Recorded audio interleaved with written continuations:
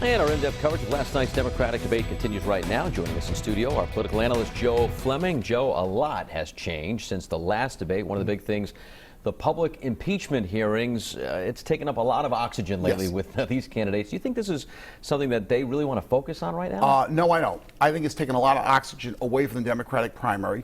People are looking at the impeachment. They're not focusing on the candidates running for president. Again, we don't have an early primary in Rhode Island, so people in Iowa, New Hampshire, they're still getting a lot of ads and information, but really the focus is more on the impeachment than the primaries.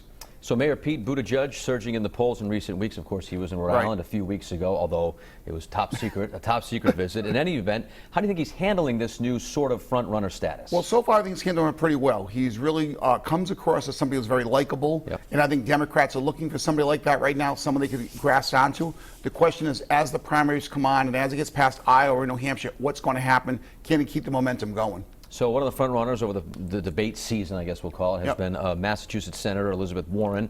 So her Medicare for All plan has been her her big thing.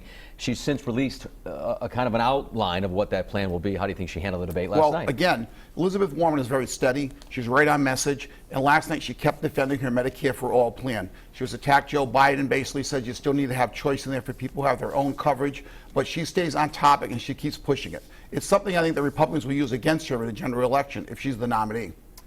I'm almost ashamed to admit this, but I don't think I'm alone by saying this, even though it's my job. I don't really recognize half the people on that stage, Joe. Do you think there's anybody that gained traction last night that we may not have known about prior to last night? Amy Klobuchar did a little bit better than she has in the past, but again, she's so far down in the polls, it's going to be hard for her to move up a lot. You got 4 people in the top tier. I don't think any of them really stood out last night. I think Joe Biden had his usual couple gaffes in his debate performance.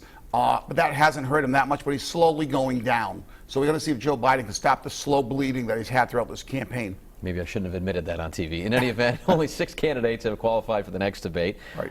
By then I will know all 6. On the outside looking in, anybody on the outside looking in that you think has a chance to make a mark now?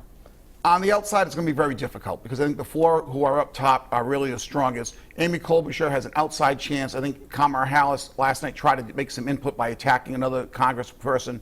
But I think really the top 4 are the ones we're going to look at for the first caucuses and primaries. All right, so finally, I want to talk about Massachusetts, former Massachusetts Governor Deval Patrick launching this late bid for the nomination. Is it too late for him, or is he relying maybe a lot on what could happen in New Hampshire? No question, that's what he's relying on. He's not in the debates. He doesn't qualify for the debates. He doesn't qualify for the next debate. He's probably not going to qualify for the December debate.